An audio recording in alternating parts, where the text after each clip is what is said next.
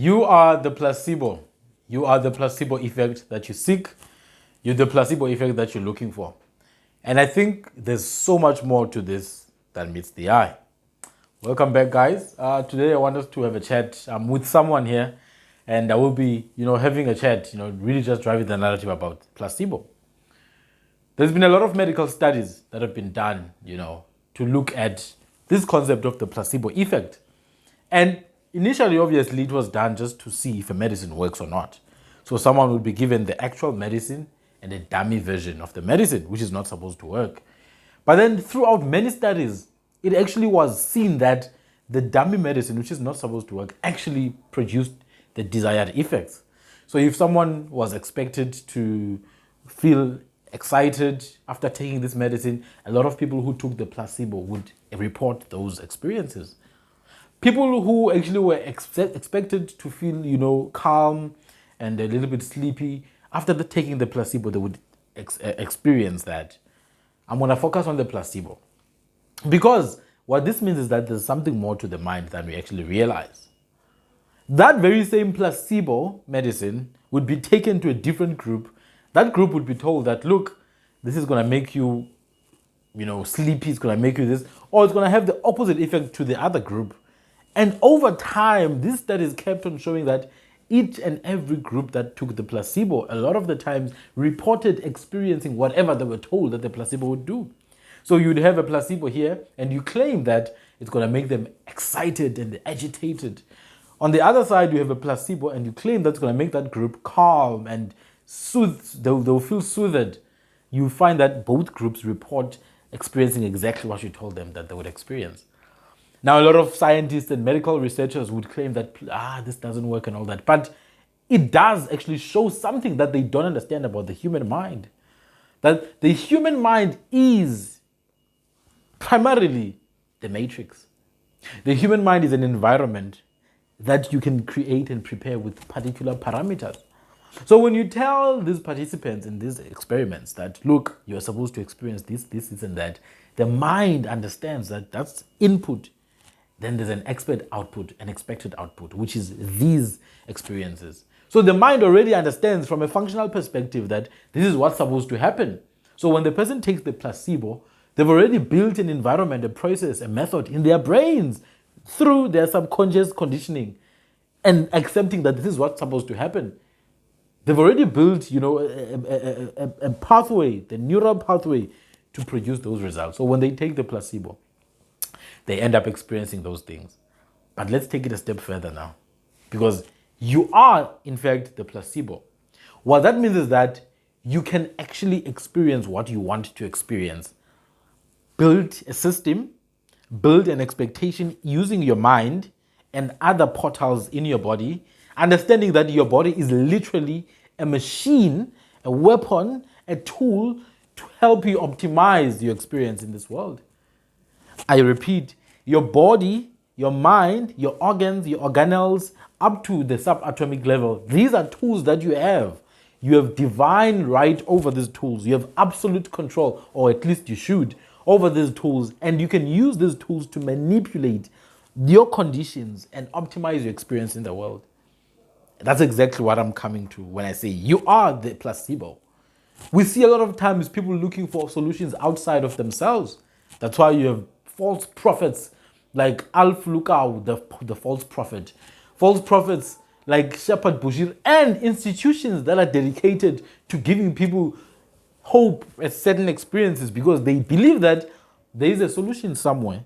They just don't actually realize that they are the solution they seek. So what this means is that now, just like when it's patients or people in a medical research experiment, you give them the placebo, there's an expectation that's built, and then that expectation needs to be met, and the mind understands that, and a lot of the times it's met. That's why cults are so successful, because in a cult you give people a set of rules and you tell them, if you live by these rules, this is what should happen. If you stop living by these rules, this is what should happen. And a lot of the times you see people in cults, they experience those things. If you ask them, why are you in a cult? They'll tell you exactly why. Ever since I came here, I saw this and that change. And trust me, they did. People who keep on going to churches even though they are being ripped off their monies is because they see the changes that they expect to see. Why? Because their minds are prepared for it. So now, how do we then take all this information, bring it back to real life, and in an applicable, on a daily basis? Because ultimately we can talk about everything, but if we're not putting it in a practical and applicable manner, then what are we doing? It's just empty talk, intellectual masturbation. Now, this is my proposition. We need to have a different approach. Understand yourself as a consciousness experiencing life in a body, which is a vessel. This body is equipped with portals. It's equipped with tools. It's equipped with, elements that you can use actually to optimize your life experience. Optimizing your life experience means then being able to achieve what you want to achieve. And the primary platform that you have at your disposal to use is your mind. Your mind is not a physical organ, but rather an abstract concept. It's an abstract presence within your consciousness. It is the center of all function, cognitive and non-cognitive function. So, it starts with your thoughts, with what you listen to, with what you say to someone else. And all those ones are abstract. It moves to your beliefs now, the images you have in your mind, your memories. And then it goes to behaviors, because action didn't just become action. It started with thoughts, and thoughts are stimulated by external elements a lot of the times. If you were born in darkness and grew up in darkness, it will be very hard to think of anything but the darkness that you know. But it's easy to think of things because you've seen things, which means there was an external stimulation, and therefore thoughts were generated. So it's your thoughts, your speech, and what you hear. Then it drives what you believe in your mind. Just like the famous book says, faith comes from hearing. Think about that for a minute. The more you hear something, it forms thoughts in your mind. And the more you hear it, you start thinking more about it until it becomes a truth, and you register it as a truth. Your rack in the brain, or your res, it will filter that as a belief, and it will filter that belief as a truth. And when that belief becomes a truth, it then influences your decisions, which then influence your behavior. People who don't swear, they don't say swear words because they have a particular belief in their mind. They've told their brain, their reticular activating system, which is the rise of their brain like a filter, they've told them that no, this word is a no-go area. To such an extent that when they actually do say a swear word in that one day, they feel bad. Why? Because they've convinced their brain that my behavior should not bear this result. So they've built neural pathways in their brains to release particular outcomes. So let's go back now. What you hear, what you see, and what you think about affects what you believe, and what you believe forms what you actually do. What you do becomes a habit, and what becomes a habit forms what we call a character and a personality. What becomes a character and a personality, over a time, it becomes who you are. And obviously, this is not standard. You can always change who you are. You can reinvent yourself. And that's ultimately what we are trying to build here. A source of inspiration for people to reinvent themselves, to become the version of themselves that they want to become and they should become. So let's start with what you think about, what you hear, and what you say. All you watch are videos of women twerking and guys dancing and doing all stupid stuff all day on social media. That's literally all you watch, which means it's what you consume from the external world into the internal. So that's the kind of garbage you put into your central processing unit, which is your mind, right? That's your conscious mind. Garbage in, garbage out. It goes like that. That garbage comes inside of you. It harvests all your energy and your attention, your focus and time. By the end of the day, you feel tired because you did nothing. No, you didn't do nothing. You were literally consuming stupid information. If you watch a different type of content, something that's going to help you learn a skill, something that's going to help you learn, a particular language, you watch something to learn Chinese, to learn isiZulu, or to learn about a particular subject, it will get you tired, but then it will have stretched your neural pathways. It would have formed new neural pathways. You'd have become a better person. And, whatever you put in comes out. That's just how it works. So external stimulation is a very, very core part of the human experience, because humans are literally built and oriented from a young age to be external, creatures. We are not built to be by ourselves. We are socialized and oriented to interact with the outside world, be it through eating food, be it through breathing air. The air you breathe is not inside of you. It's not self-generated. It comes from outside. So you do need the outside. It's not to say that you don't need the outside. You need the outside. But you need to be able now to control and put parameters in place to ensure that your interaction with the outside is to help you optimize your experience. You start with what you see and what you allow to be consumed in your mind. That's why I don't watch a lot of news lately. Because someone is behind that. Someone is behind that narrative. You go and want to learn about finance, you find the most stupid content online. Things that are not really going to help you, and you can see, no, this is not going to help me, man. I need something different, you see. So you need to have a skill now on how to research and how to spot what's good and what's not. External stimulation is a necessary part of human existence. I'm not saying that you shouldn't watch stuff, you shouldn't read stuff. What I'm saying is watch what you consume, because it will ultimately become a habit and it will stop you from getting the solution that you want. So you won't experience the placebo effect because your brain will not be ready for it. Although you wish for something else, but what you actually do in your actions will release a particular outcome. What you see with your eyes. Secondly, what you listen to. As the famous book says, faith comes from hearing. I will show you an example. Every morning when you wake up, in your household, you are told that, look, go out there and conquer. Go out there and fight. You are capable of doing this. You can do it. So there's these reaffirmations. What it will do is that it will build a neural network in your brain. It will send neuropeptides and you feel a particular sensation and hormonal balance will be in a particular order. It will form a belief. It will literally form a belief because these people are literally your family, You believe them. You believe them. So it will form a belief that, no, I can conquer this. I can do this. I can do well at school. I can do well at work. I can do it well in this business. From a young age, you're built and oriented in that way, and your results in life will show. Obviously, you need to be able to protect that, because when you go outside, as I said, you are oriented to socialize with other humans who have other experiences of their own. They will affect you. That's a positive word. Now let's flip the script. Every morning when you wake up, there's yelling, people saying negative stuff to you. Actually, one of the main speakers in the past decade once mentioned that a negative word is 16 times more powerful than a positive one. So if I tell you that you are an ugly fool, I need to tell you 16 times that you are actually a very handsome, intelligent man in order for you to actually believe it. So that's how powerful it is to say something negative, because negativity sells. It's easy to believe what's negative.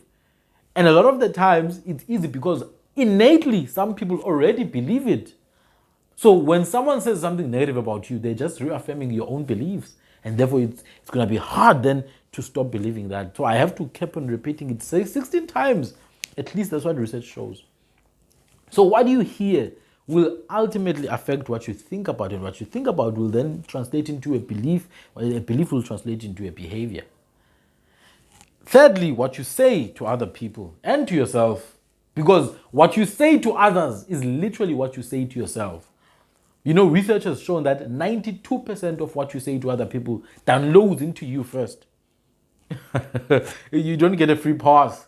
Whatever you say to other people, 92 out of 100 instances, it downloads into you. Your body doesn't understand that you're saying this to someone else.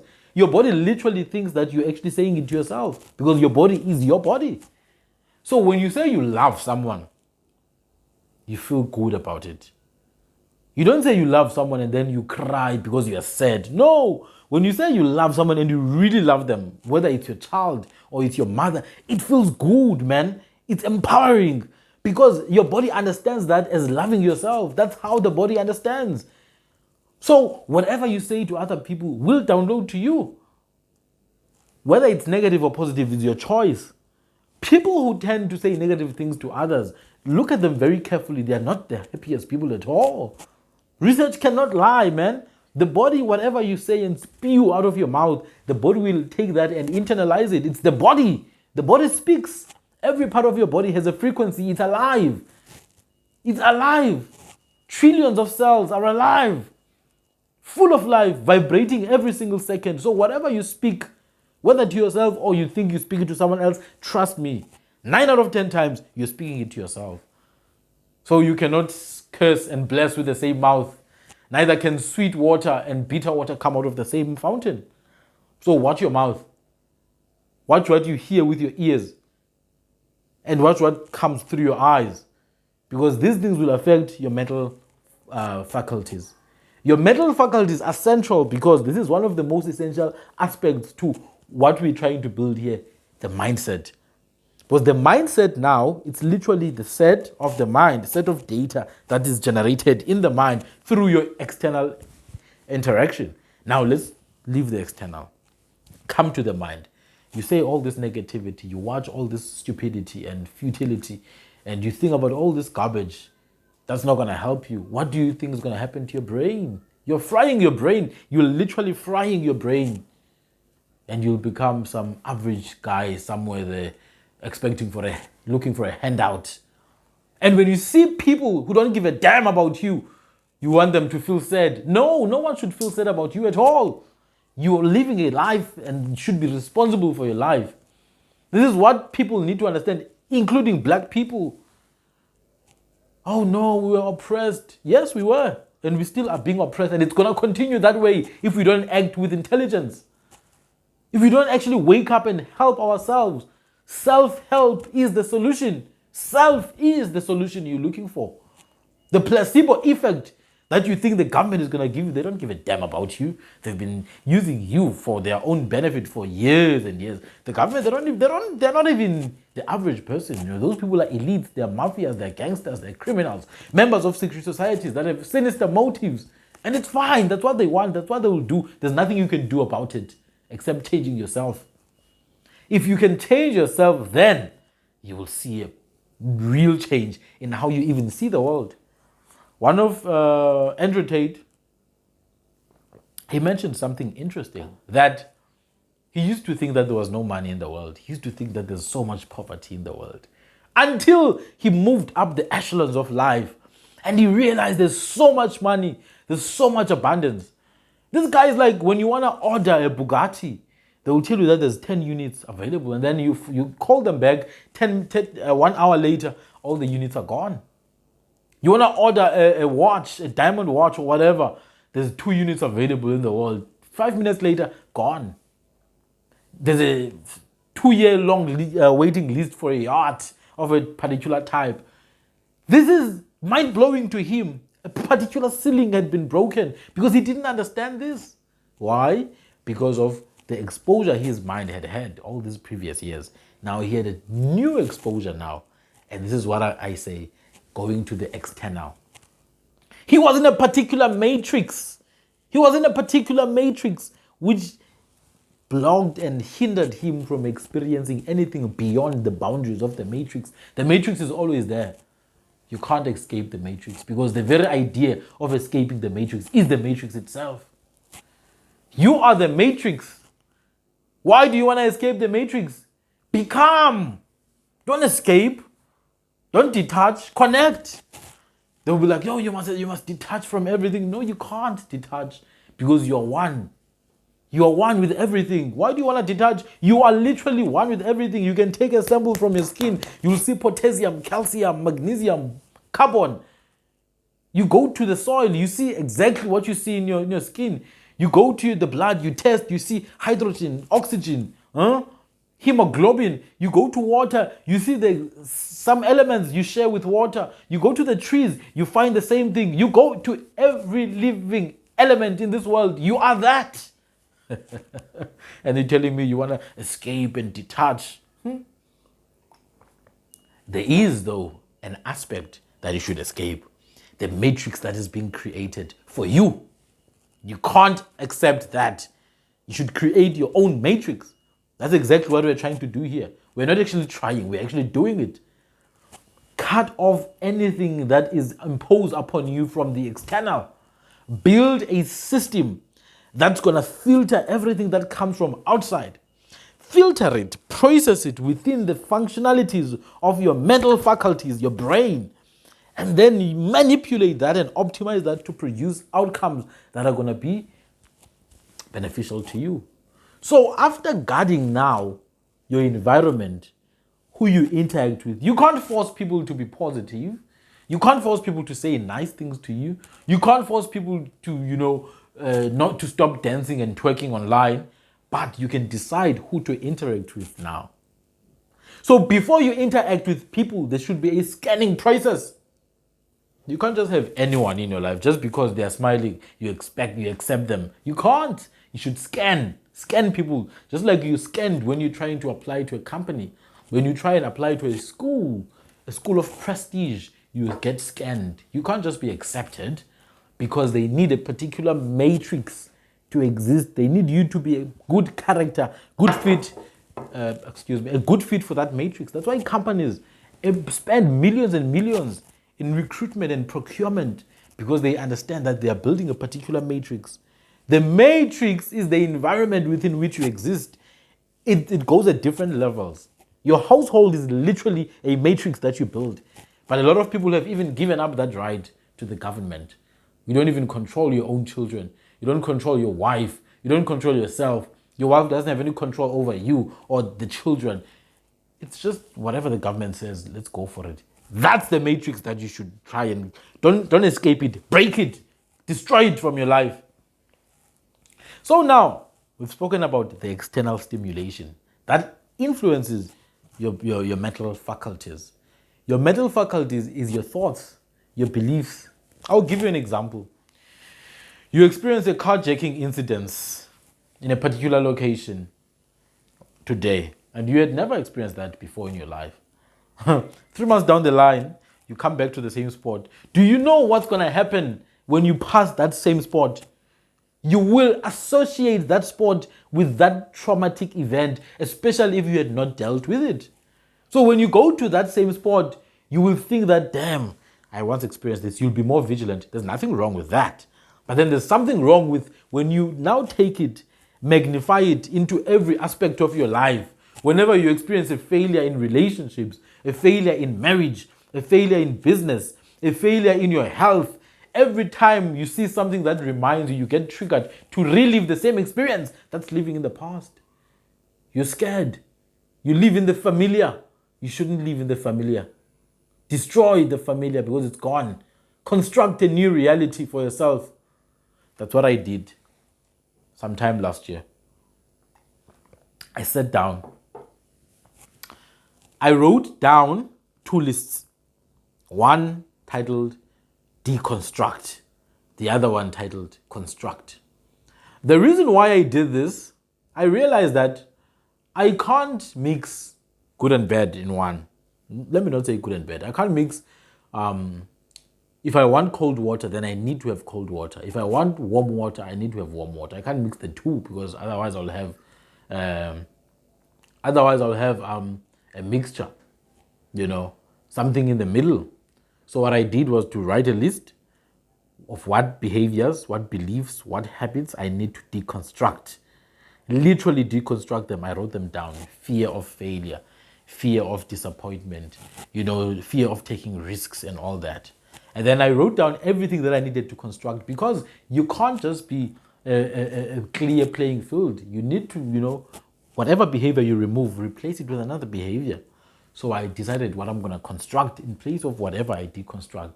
I needed a new personality. Stretch yourself. Take advantage of elasticity. Stretch yourself. So if you want to remove laziness, why don't you first decide to find out what makes you lazy? Maybe it's because when you wake up late, you don't get very productive. Why don't you wake up early?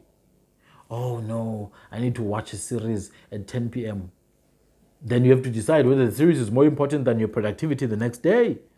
So once you start asking these questions, you know exactly what to deconstruct. and you know exactly what to construct. And that's exactly what I did. And then when I had a look at the list sometime this week, I was like, I know I overcame some of these things. I could have scratched them out. I decided not to scratch them out. Instead, I decided to circle them. And I'm like, let me do a rerun again. Because there's no I've arrived. It's a process of becoming. You keep on becoming. So that's how you clean up your mind. You build your mind. You build the environment in your mind through meditation, through reading and writing, in fact, you see, but also through the people you interact with. It's been said many, many times, you're the average of the 5 people you spend the time the most with. So you identify people that you want to, feel like I can gain something, I can learn something and grow from this person. And then you become that, you see. So that's how now you build the environment. And through reading, through experience, through learning new skills, that's the process. You need to learn new skills. It might take 10 years, it might take 5, it might take 6 months, but this is important. Be it learning a new language, learning a new craft, taking the decision to move to a different industry, starting that business, learning how to start a business. All those things are part of the process. Now the outcome will come with consistency and repetition. Decision, consistency, repetition. Decision, it's a cycle. Because then you can't tell me that, today I went out, I meditated and I jogged. Tomorrow I'm not going to do it. The next day I'm not going to do it. You need to be consistent. You need to repeat, consistent, repeat, and learn from people who've done it before. You need to have people that you know that, look, I'm going to listen to these people. Listen to people. Otherwise, you're not going to improve. You're not going to listen. I had to listen to someone as well who told me, look, get a tripod. I had to listen to someone who said, look, man, make eye contact when you make a video, because I wanted to improve in making videos, which is why I'm making eye contact right now. Listen. I'm not saying listen to everything, but listen to people who know what they're talking about. Discern, analyze, and then see, wow, okay, yeah, this is it. So you must have people that you listen to. Learn from their lessons. Take action, repeat. Take action, repeat. You know what you need to do. You know exactly what you need to do. You can't expect me to tell you what to do. You can't expect someone else, can't expect a motivational speaker to tell you what to do. You know what needs to be done. Prepare yourself, go out there and do it. That's all. And the moment you do it, you'll have lessons that you have learned. Improve on those lessons. Repeat. Improve. Repeat. I have quarterly dates that I've set on my calendar where I have a quarterly review of my life. The next quarterly review is at the end of June. I'm going to sit down and look at every plan I had. What's next? The next quarterly review, beginning of September. The next quarterly review, literally on the 31st of December. When people are celebrating, I'm sitting down and I'm planning, Baba. And the next thing, you want to cry. Oh, I'm so poor. I'm not successful. Oh, you are lucky. I'm not lucky. I'm obsessed. Peace.